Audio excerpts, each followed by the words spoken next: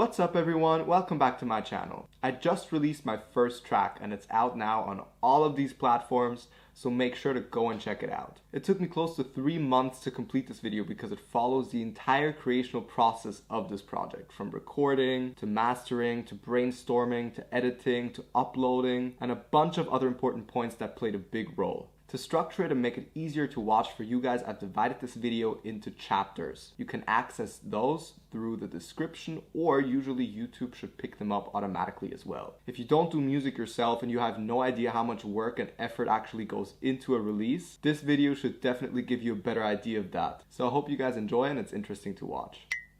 First off, I want to get into the relationship and history I have with music. I just realized, if you don't know me personally, I sing, I write songs, and I play the piano. That's something I've never talked about on YouTube before. But let's start chronologically. I actually started playing the violin when I was 3, but that ended a year later. I picked up piano when I was around 6, and that's still going. I also took some drum classes for 3 years, so I can still do it, but I stopped about 4 years ago just because I wasn't into it too much. I don't want to make this too boring though, so the part where it really gets interesting is at around 11, 10, because that's when I started writing songs. And that was around the same age I started taking vocal classes. So let's say when I was 10, I discovered my passion for singing, which I, by the way, do while playing the piano.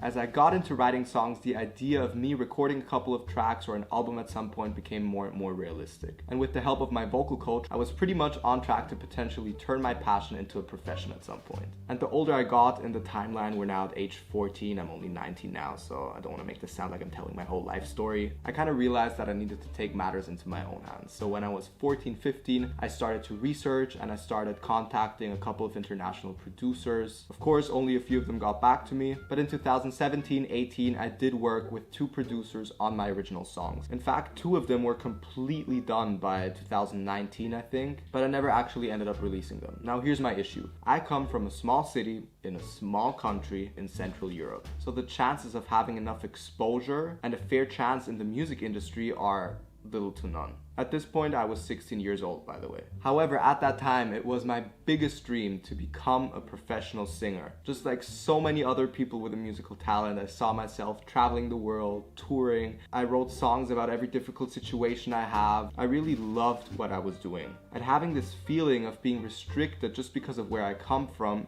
really hurt. Of course, I didn't have a management either, but I always knew I was gonna move away at some point. However, since I was already maturing, I loved what I was doing, but it started to feel more and more like a pipe dream. Besides that, the experiences I had with the producers weren't too great. I wouldn't say they were hurtful, but there were important lessons. So at my young age, I've actually already had a fair share of experiences in the music industry. I know how it works, and it's mainly about your budget and who you know. I'm 19 now, and the past couple of years I definitely took a step back from it. I still have my weekly vocal lessons, and I still love creating and doing music. I'm just looking at it from a bit of a distance now. Because back when I was 16, 17, about to release my first 2 original songs, I started to feel a bit like Emma Stone's character in La La Land, where she has this frantic attack of how she's gonna stop what she's doing even though she loves it just because it hurts a little too much. Well, that's what it started to feel like. It kind of became a pipe dream. But yeah, to sum it up, I've already had my first experiences in the music industry back when I was in the middle of puberty, and I've just taken a step back from it the last couple of years, also for my own emotional protection, to be more open-minded to other things and not have this tunnel vision that's only focusing on that one goal, because I have more than one passion. But I'm older and wiser now, I've learned a lot from it, so I'm very grateful for those experiences. Moving on, let's actually talk a bit about the song that I just came out with. It's not an original, because another issue that I had with releasing my original songs was, since I didn't have a management, I didn't really know how to do all the legal work. I've always been extremely afraid that my work was gonna get stolen by someone, so that was definitely another factor that was pushing me to delay the whole thing, since I anyways wasn't too happy with how the songs came out. So yeah, there's a lot of legal work for your own work's protection involved in releasing any type of art. The song I just came out with is a cover, but it's a really good one, and it's Fast Car.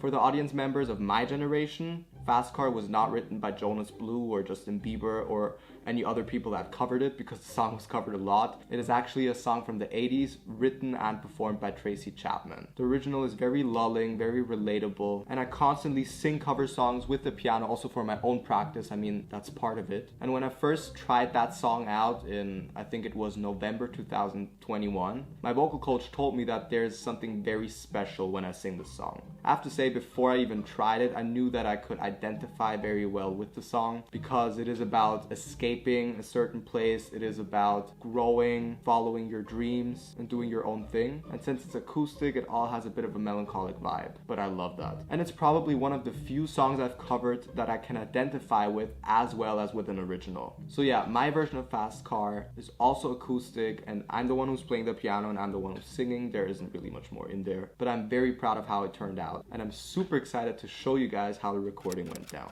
So I actually didn't record at a big fancy studio. I already had that experience with one of the producers I worked with. I was allowed to record for free at a family friend's house, which was definitely a blessing, and it made the whole project seem even more casual to me. When I was on my way to the studio, I was in a really weird headspace just because all these emotions that I had when I was recording the last time, which was around 3 years ago, they came back up and they didn't make me feel too good. They made me remember how badly I wanted this and how much I was aware of not having any influence on my chances. But either way, from the beginning on, by the way, I'm not expecting the world out of this song. Another big reason why I've actually decided to go through with this was because I wanted to finally have a file that I can send to people, or that I can, look back on saying, look, this is me singing. Do whatever you want with it, push it, burn it, laugh at it, I don't care. This is me singing at 19. So yeah, I'm not expecting this to be the big new blow up hit, no. Well, anyways, then I actually got into the recording. Okay, so the first step of the recording is to do the piano part so I can sing to something later on when we record the vocals. So I'm gonna start with that. I recorded a bunch of piano variations that I practiced at home because later on they would anyways be edited together to create the instrumental that I would be singing over. So I played around with that.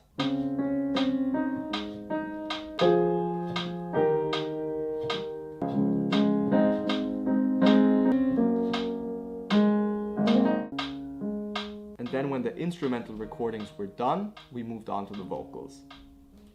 So it's now time to record the singing. One of the most important things before singing is warming up. However, funny enough, when I started preparing and practicing the song, my vocal coach and I realized that if I don't warm up and sing the song, there's a certain edge to it. So I actually haven't done a warm up, which is a rarity, and I don't know how healthy it is, but tone-wise it works well for this song. Something that's so important when singing is that you put your emotions and your heart into it, which is also why being able to identify with the song is such a huge factor, because when you can identify with it, you naturally sing it differently.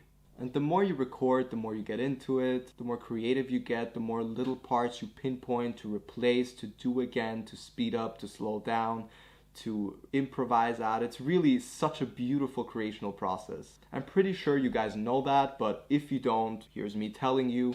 Technology nowadays allows you to cut a bunch of recordings into each other, so you always record the song multiple times. Usually you even record the verses, choruses, bridges separately to really pick out the best bits and have your final track be the best possible version of you singing that song. There was one little part though where my vocal coach and I rehearsed a riff, but it was a bit of a tricky situation, so I had to actually FaceTime her and check in with her, do a couple of exercises to get my voice into the right space and then sing it. Hey!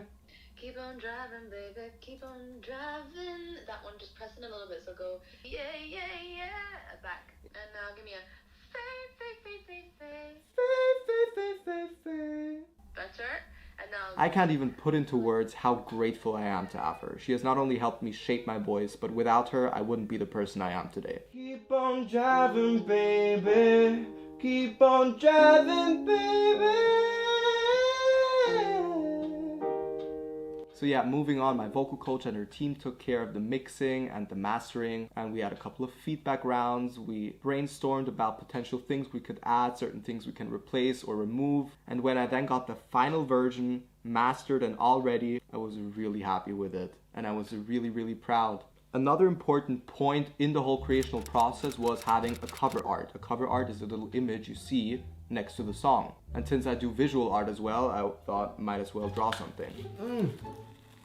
This is the artwork I was currently working on.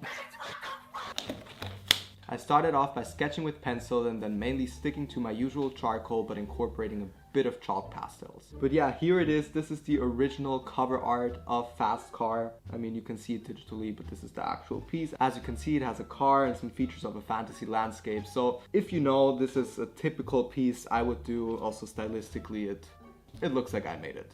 Now I had everything together. I had the cover art, I had the finished file of the track that I was happy with, which that's a challenge. So I had to do some research on how to legally release a cover on as many platforms as possible. Because I know that people put acoustic covers on Spotify. I mean, that's a whole niche. I know a couple of people who mainly listen to acoustic covers. I'm not that kind of guy, but there's a market for it. So I found out about DistroKid. If you are into music, I'm sure you know all about it. I know about it now. If you want to release music on Spotify or Apple Music or a different market that is similar, you need a third party. You need someone like in between that does that for you. You can either have a record label or nowadays you can also do it by yourself through DistroKid. DistroKid also gives you a license for cover songs. It basically does all the legal work for you and it also secures your song as yours so you don't have to worry about anyone stealing your track. So I set that up pretty much last minute because it said it can take up to 14 days to get a license for a cover song and it was 14 days yesterday. So when you're watching this, I have the license and it should be out on all platforms at this point. It can take up to 4 weeks to be really out on like all of them, but the basics should definitely have my song at this point. That is basically it. To sum it up, you guys now know that I'm also into singing, songwriting, and playing the piano, in addition to visual art and video creation. My track is out now and I'm really happy that I actually went through with it. I don't know if a cover is also like an artist debut, but it's definitely my vocal debut and I'm just so excited I got to share all of it with you. I know that Fast Car isn't a party song and you aren't gonna turn it up on the beach next week, but I feel extremely blessed that I actually managed to finalize this whole project before moving to Los Angeles because it allows me to just quickly pull out a file and show people, look, this is me singing. I no longer have to answer the awkward "can you sing now" question in public. And since the song really does have a special meaning to me, listening to my own version and actually having my own version makes it even more special. As well as now, after watching this video, the song might even be a little more meaningful to you. So if you've made it this far, thank you so much for watching. Definitely make sure to check out my version of Fast Car and let me know your thoughts in the comments. I hope this video was interesting to you, and until next time, take care, bye.